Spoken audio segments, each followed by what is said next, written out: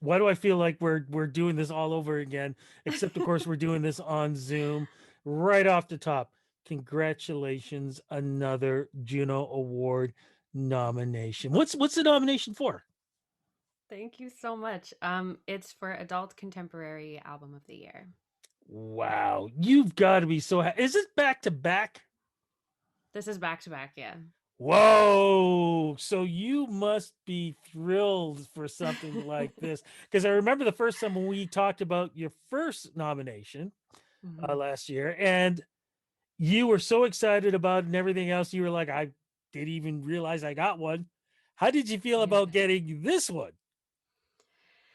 I was also in shock, actually. So I actually have imposter syndrome. So essentially, like since I was a kid, I had to get straight A's in school, but I would always say that I was going to fail after every test. Like I thought I was going to fail because I just didn't believe in myself. And then whenever I'd get like a 99%, I would be like, oh, it's just luck, or like they asked the right questions, or like I guessed the right answers because it was multiple choice. It was never because I was like smart or worked hard, you know what I mean? So when I got the first Juno nom, I was like, oh, it's because Sly and Robbie produced it. And of course, Sly and Robbie is huge, you know what I mean? They're like reggae royalty. So, so I didn't take the credit for the songwriting or my voice or whatever. And then when this Juno nom came along, it was like, holy, because I had nobody to point to but myself, because it was me and my best friend from high school that wrote and produced, and I funded the thing myself, and I promoted it myself, and I managed myself, and I did I was a director for a lot of the videos. And so it's just kind of boggles my mind to be next to like my childhood idols for something Yeah. that I did alone, essentially. Yeah, but it's much deserved. We're going to talk about the project in a second because I love what you've done with it, not just lyrically, musically, but visually too. You've done so much. But I've got to ask you though, how have you been dealing with, with your career and with this virus going on? I mean, no matter where you are, it just seems like the government doesn't know what it's doing. Things are shutting down, things are opening, then it's shutting down. Okay, a certain amount of people can get the shot, everybody can get the shot, nobody can get the shot. How are you holding up with all this? Well, to be honest, I'm just trying to keep busy because otherwise I can really spiral. Um, and I mean, at the end of the day, we're never going to get this experience again, if you know what I mean. Like, Hopefully never again. yeah, hopefully. But I'm also saying, like, this is also a moment where things are very different. And so we should embrace that and try to just like learn from it in a sense. So I've just been trying to do things that I wouldn't necessarily normally be able to do when the world is so busy. And so that's why I was able to create a second album in the year, last year. Um, because I had the time and the inspiration hit. And so but it's been hard. I have to say it's been a roller coaster. Like some days I'm like, okay, I'm going to get it, and like I have all this hope and I'm excited, but it's definitely stifled my career because like imagine I had just released my album 3 weeks before the pandemic hit. You know this. So like we had to have our interview, like our proper interview over the phone this last summer. So um it's disappointing because I should have been walking that red carpet twice now. You know what I mean? I should have been having that press. I should have been meeting those people. I should have been on tour, like letting people hear what I do best. And honestly, like that's what I do best is live. It's better than, the records or whatever. Um so I'm disappointed, but at the same time, like we're all in this together. So I can't complain. I just gotta be resilient and move forward because that's who survives, really. It's not who's the smartest or whatever, it's who's resilient and who can, adapt and just keep pushing. Now, I think we did talk about this, but I'm going to ask you again, anyways, because it still resonates with me. Where were you when you found out the world was going to shut down? Because everybody knows I know, like for myself, literally, I was on the plane heading to Saskatoon when everybody's I know. whispering, it's shutting down, it's shutting down. Got off the plane. no Junos, literally walked to another kiosk, got my plane ticket, and flew back to Toronto. How did that work out with you? Well, I was just about to get on my plane, essentially. Like, I had gotten an afternoon flight. I think it was like at 1 o'clock or That's the something. one I should have gotten. Yeah, so I wasn't on the plane yet, luckily, but I was all packed and I was so excited. Like, I had just got a booking agent, my first booking agent, and I was like, they had been like, "Oh, we're gonna bring people to your Juno Fest show, and like everyone's gonna want to book you because it's so awesome, your show." And I was just like stoked. And then literally the world crashed and burned in front of my eyes. And of course, the Junos are going to be done differently. It's going to be virtual, even though it's happening in Toronto, 50th anniversary. But they are saying that it's supposed to be something special. So no matter what happens, you are still part of history. You were part of history last year. You are still part of history this year. And the way you're making your music, that history is going to continue. Can you Oh, talk a thank little bit you. about these albums that you've created? Because it really is, like your name, a story, but it's not just what you've done musically, it's what you've done visually that makes this all so special. Oh, thank you. So yeah, so chapter three, The Come Up, is a concept album, and it was where I was in my life at the time. Um, I was kind of between worlds, and I was comparing the sex industry to the music industry and realizing how similar they both were and problematic and misogynistic. And I was having a really, really hard time. And that's really the reason that I did everything that I did for my project on my own, was because it was initially out of desperation because I couldn't really find people that I trusted. I was tired of the way people were treating me. And I was like, screw this. I'm going to just write it myself, produce it myself, fund it myself. Like, you know what I mean? So um and then that's how I discovered directing, because I didn't have the funds, but I still had a very clear vision, and I knew I didn't just want, like, my album is a story, so of course I don't want just like cute visuals of me and like pretty lighting for every video.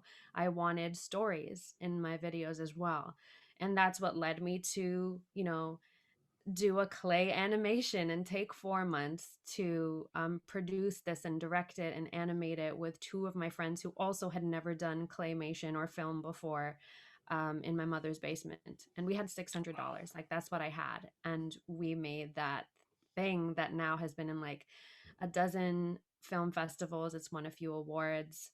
So yeah, I'm really, really proud of that. And then after the pandemic kind of took the wind out of my sails, I decided to write Interlude 19, which is about COVID-19.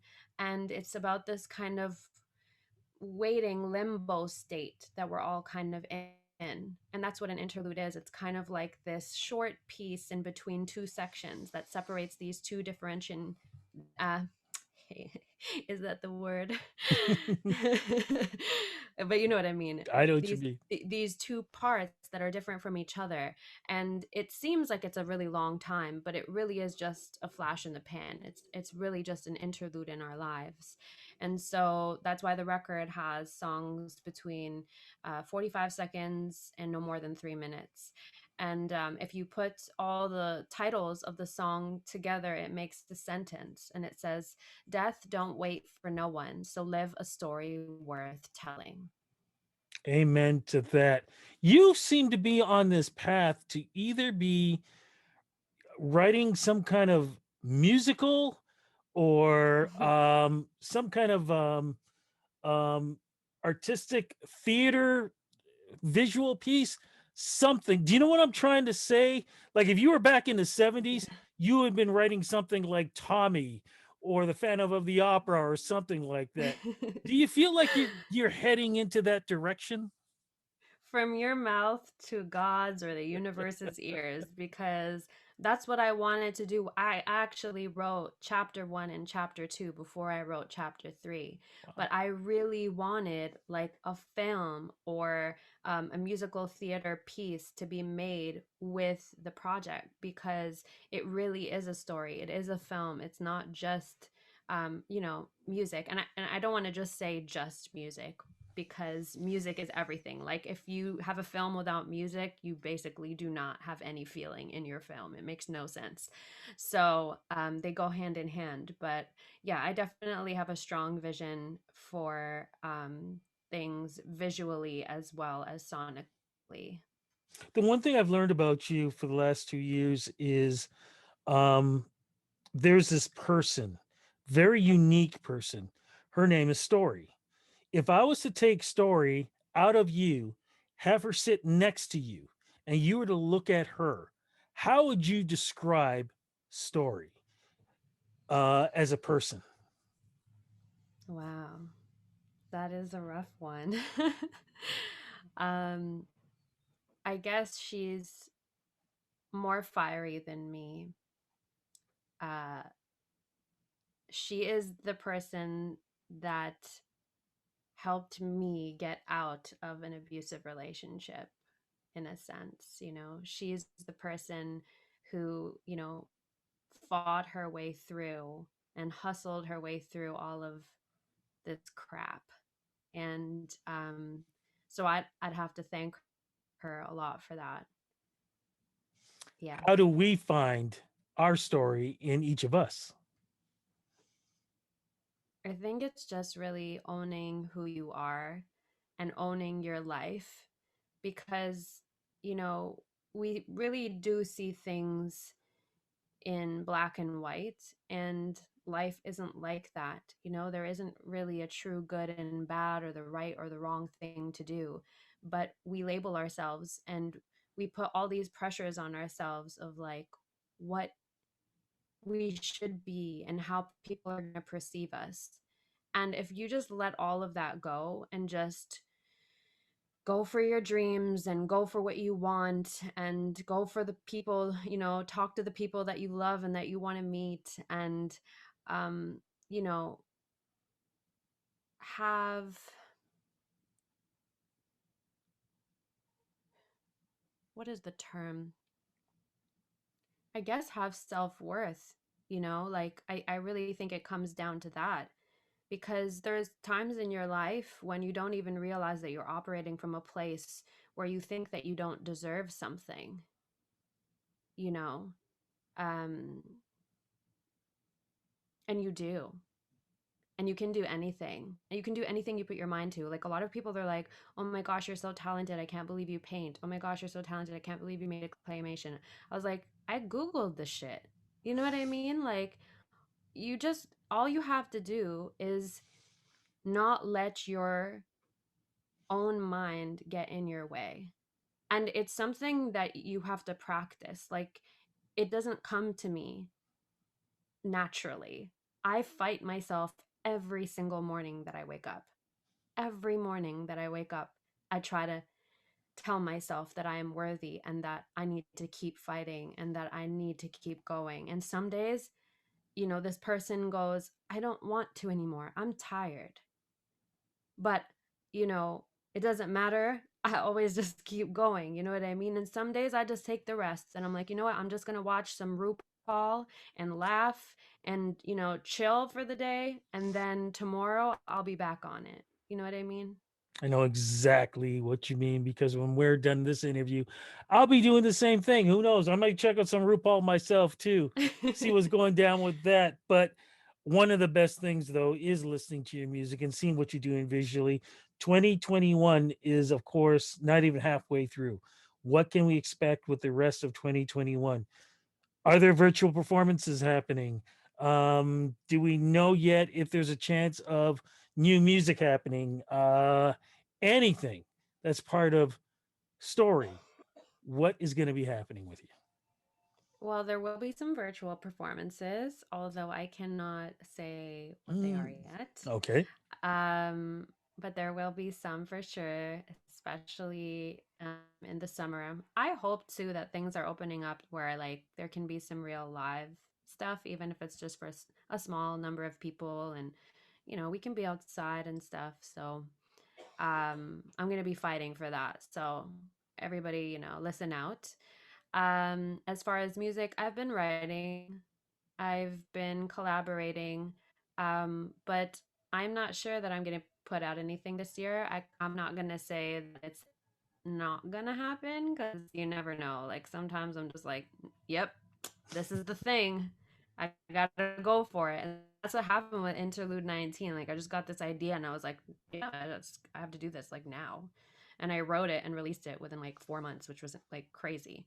Um, but it really just needs to be the right thing. Like I don't want to force anything, and I think I have two albums that are timeless records that most of the world hasn't heard yet. So I think people just need to really take in those two projects first and share it with all of their friends, and their friends share it with all of their friends so that more people can hear the stories, and then I'll put something out. But it's got to be perfect in my mind, like at least like the story that I want to portray. Cannot wait to hear everything that you're doing. Do we know anything yet about the Junos? Are you participating in anything? I know it's still early as we speak, but have you heard anything? Or are you just going to be sitting back and as a nominee and just waiting to hear the words on who's going to win? I mean, I hope not. Like, I'm still in the dark. I have no idea what's happening.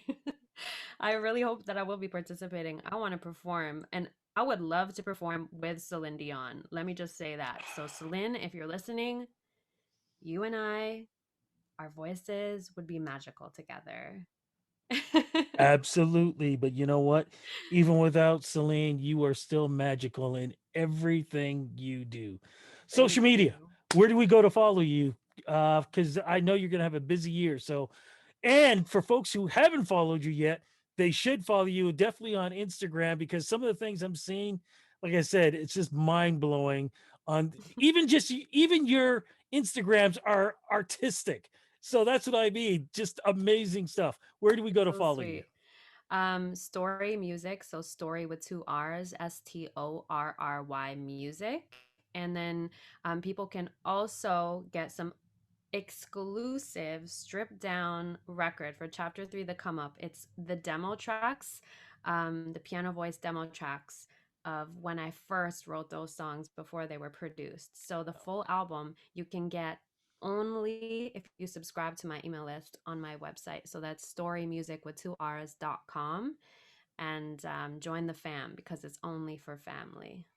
Fantastic. And folks who are watching this on Rudy Blair Entertainment Media, rudyblairmedia.com, please go back on my video interviews. Check out what we did the very first time that we spoke. When she says that she didn't know what was going on or whatever, literally, she is not kidding. When you see that interview to see who the person is now, wow, has this beautiful young lady grown immensely. It is an amazing just growth that you have done in a short time. And the fact that we get to hear your story that you've been doing for the last couple of years, musical, documentary, I just book whatever. I cannot wait to see and hear what you do in the future because truly everything you do is a chapter in a story that we can all be part of. Congratulations on this other Juno nomination. Crossing fingers for you, everything that you're doing in 2021. And let's keep this going, girl. Let's make sure that we sit back and we talk again. Cross fingers, it'll be in person. Yes. Thank you so much. It was such a pleasure speaking with you. And yes, amen to that. We need to meet in person next year.